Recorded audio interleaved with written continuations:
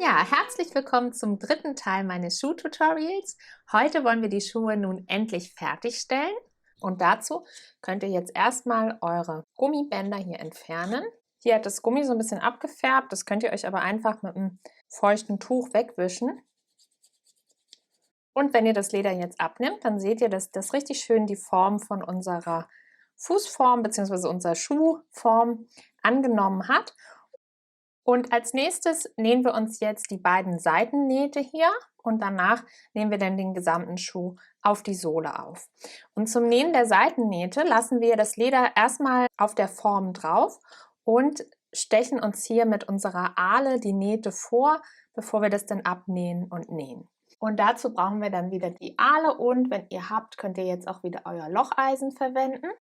Und um das zu nähen, muss das natürlich überlappen. Bei mir ist es jetzt so, dass, ich weiß nicht, ob ihr das seht, hier ist ein kleiner Spalt. Das heißt, das ist hat sich ein bisschen zusammengezogen beim Trocknen. Das macht aber nichts. Ich fange jetzt hier mit einer Seite an und ziehe mir das so ein ganz bisschen rum, dass sich das hier circa 3 mm überlappt auf dieser Seite. Und mit meinem reinen Locheisen stanze ich mir jetzt hier meine Nahtlöcher oder direkt mit der Ahle per Augenmaß, wenn ihr das Reihenlocheisen nicht habt. Und anschließend stanze ich die Löcher mit der Ahle nochmal nach. So sieht das jetzt aus und wenn ich das abnehme, seht ihr, dass ich darunter jetzt auch die vorgestanzten Löcher habe. Und genau dasselbe mache ich jetzt auf der anderen Seite und da mir hier jetzt so 2 mm fehlen, ziehe ich mir den Schuh einfach ein ganz bisschen rum. Wir passen das später an die Sohle an, sodass die Sohle da genau drauf passt. Schaut, dass ihr auch hier ca. 3 mm Überstand habt, bevor ihr euch die Löcher markiert. Und jetzt nehme ich mir wieder ein langes, doppeltes Stück Nylbond auf die Nadel oder ein einzeln liegendes, wenn ihr das Denimgarn verwendet oder das Stickgarn. Und jetzt kann ich mir die Form hier runternehmen und beginne hier unten, und zwar hier in diesem Knick. Da setze ich meinen ersten Stich an und nehme mir das jetzt hier Stich für Stich aufeinander fest. Den Faden unten lasse ich wieder erstmal hängen.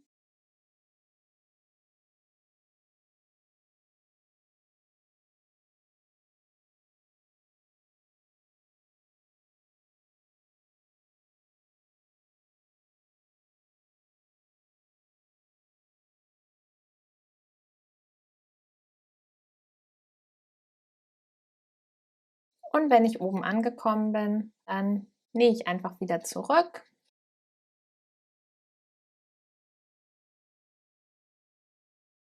So dass ich am Ende keinen Stich ausgelassen habe.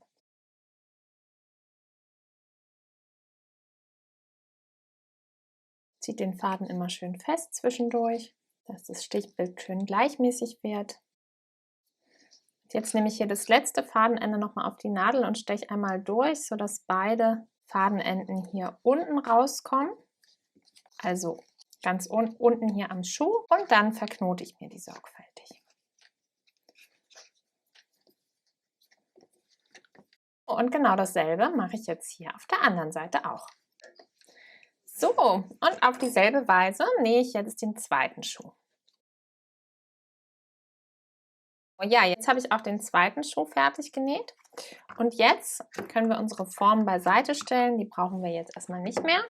Und als nächstes schneide ich mir jetzt meine Nahtzugabe hier zurück und zwar auf eine Breite von ja, so 2 bis 3 mm und die sollte möglichst, orientiert euch hier immer an diesem Knick, den ihr habt im Leder, die sollte möglichst überall gleichmäßig breit sein. Da braucht man ein bisschen gutes Augenmaß für, also schneidet schön langsam und die Fäden nicht mit abschneiden, weil die ziehen wir nachher durch die Sohle durch und kleben die dann unter der Sohle mit fest.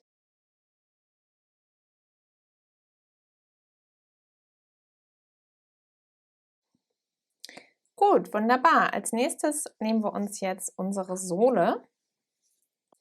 Und jetzt müsst ihr euch entscheiden, ob ihr innen die Wildlederseite haben wollt oder die Glattlederseite, wie ihr das am schönsten findet. Ich mache jetzt die glatte Seite nach innen und die Wildlederseite nach unten. Die sieht man dann später nicht mehr, weil wir ja noch eine feste Sohle da dran kleben. Und als erstes mache ich mir jetzt hier in der hinteren Mitte einen einzelnen Stich mit den Fäden, um den Oberteil des Schuhs auf der Sohle zu fixieren. Und dazu steche ich mir hier in der hinteren Mitte ein Loch, etwa 2 mm vom Rand der Schuhsohle entfernt. Und jetzt nehme ich meine Fadenenden, die hier runterhängen, auf die Nadel und ziehe mir die einmal durch dieses Loch nach unten durch. Und jetzt mache ich mir eine Markierung für einen einzelnen Stich mit meinem Reihenlocheisen und steche dann mit der Ahle ein Loch durch den Schuhrand und die Sohle durch. Und jetzt nehme ich mir mein längstes Fadenende hier wieder auf die Nadel und gehe einmal durch diese beiden Löcher nach oben durch und dann durch die Mitte wieder zurück und durch das erste Loch, was ich eben gestochen habe, sodass ich unten wieder rauskomme. Und jetzt verknote ich mir meine beiden Fadenenden miteinander, so dass jetzt schon mal der Oberschuh auf der Sohle fixiert ist hinten und mir nicht mehr verrutscht, wenn ich jetzt anfange, die Löcher für die Naht zu markieren. Und jetzt beginne ich mir hier Stück für Stück mit meinem Locheisen oder direkt mit der Ahle wieder die Naht vorzustanzen.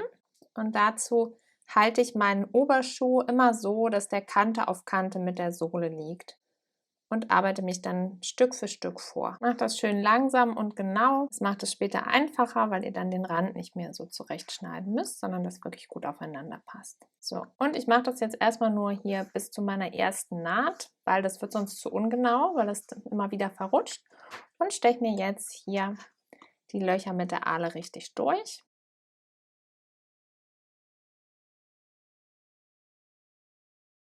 Genau, dann schaut, ob eure unteren Löcher wirklich gut durchgepiekt sind auch. Das macht es dann gleich beim Nähen einfacher. Und wenn das der Fall ist, dann könnt ihr hier, wenn ihr noch einen langen, mein Faden hier ist jetzt noch lang genug, der reicht mir bis hier vorne hin, dann nehme ich den auf die Nadel. Ansonsten, wenn der bei euch zu kurz ist, dann könnt ihr euch einfach einen neuen Faden auf die Nadel nehmen und den anfangs verknoten mit dem alten Faden hier. Wenn ihr einen neuen Nähfaden nehmt, dann macht den gut armlang, dann kommt ihr nämlich einmal um den ganzen Schuh rum und zurück. Und dann näht ihr wieder Stich für Stich entlang der vorgestanzten Löcher. Immer von unten nach oben und zurück.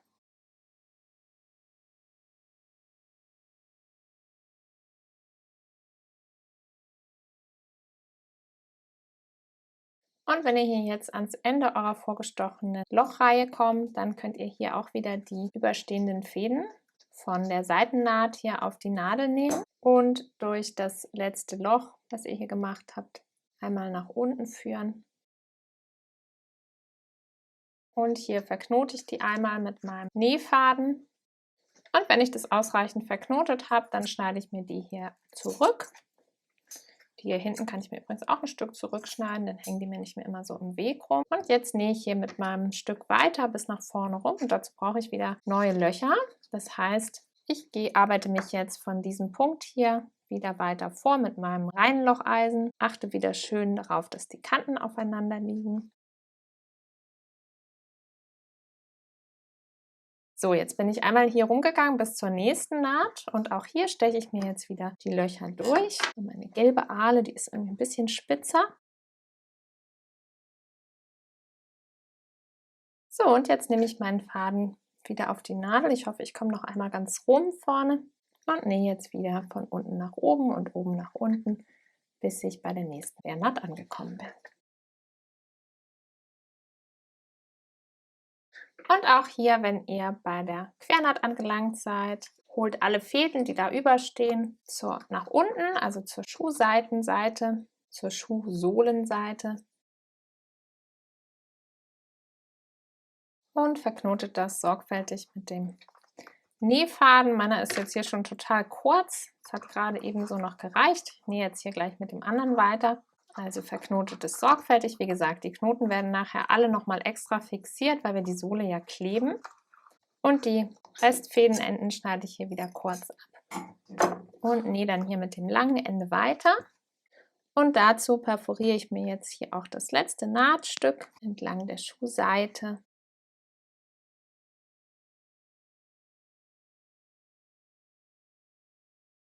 Ja, jetzt habe ich mir das hier gleichmäßig perforiert und jetzt nehme ich wieder meinen Faden auf die Nadel und schließe mir die Naht bis hinten zur hinteren Mitte.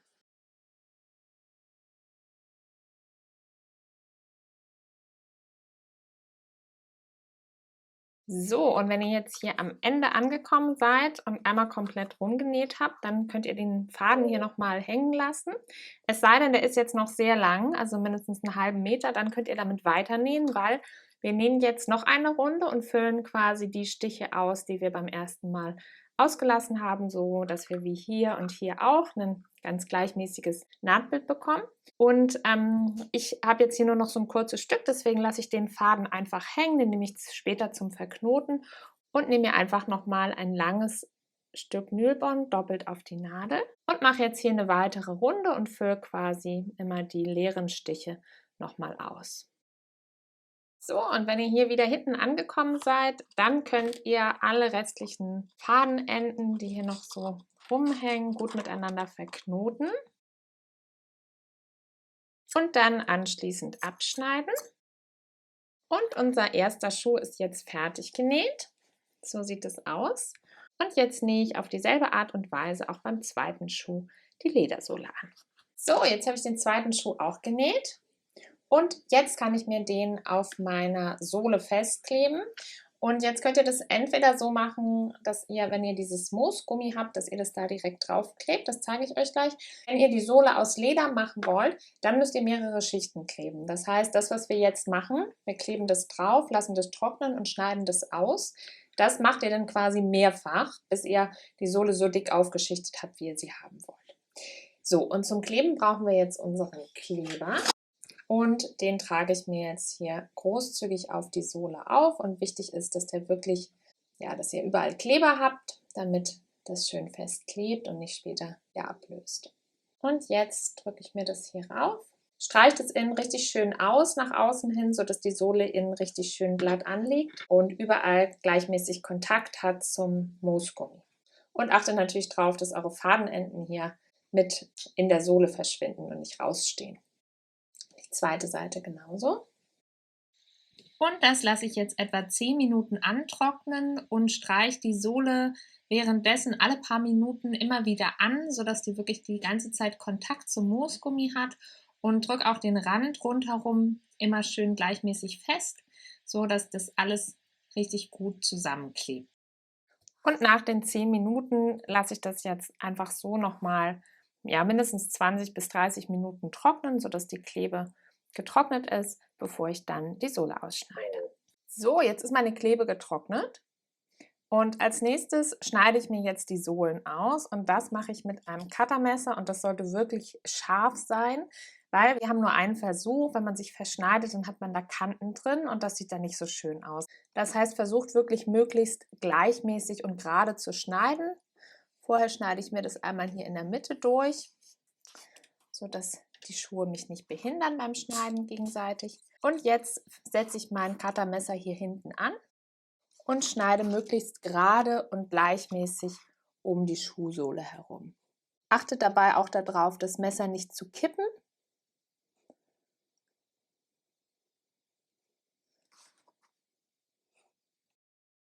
Ja, so schaut es jetzt aus. Jetzt ist das hier eine richtig schöne, gleichmäßige Sohle. Falls ihr jetzt hier immer noch Lücken habt, wo die Klebe nicht richtig haftet, dann könnt ihr das natürlich auch nochmal nachkleben. Aber müsst ihr sehr vorsichtig sein, damit ihr euch das hier nicht verschmiert und dann die Klebe hier außen auf der Kante habt. Das wäre schade.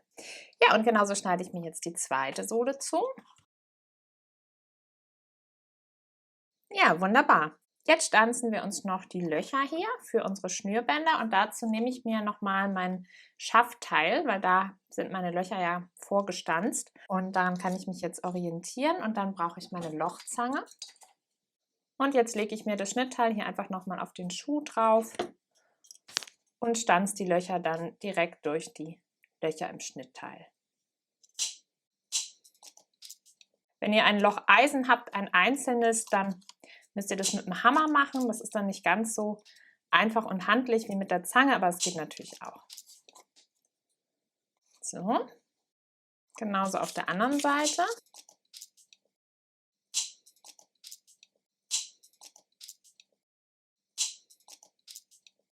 Genauso beim zweiten Schuh. Ja, und jetzt können wir unser Schnürband nehmen oder das, was wir als Schnürband verwenden wollen. Und dann fädel ich mir das hier ein.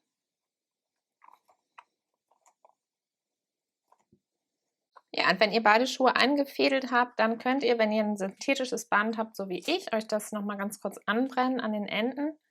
Kann man auch vorher machen, dann franzt es gar nicht erst so aus. Ja, und damit sind unsere Schüchen auch schon fertig. Ich hoffe, das Tutorial hat euch gefallen. Wenn ja, dann liked es gerne und abonniert meinen Kanal. Ich poste regelmäßig Tutorials für Puppenkleidung und rund ums Puppennähen. Und vielleicht sehen wir uns ja beim nächsten Mal.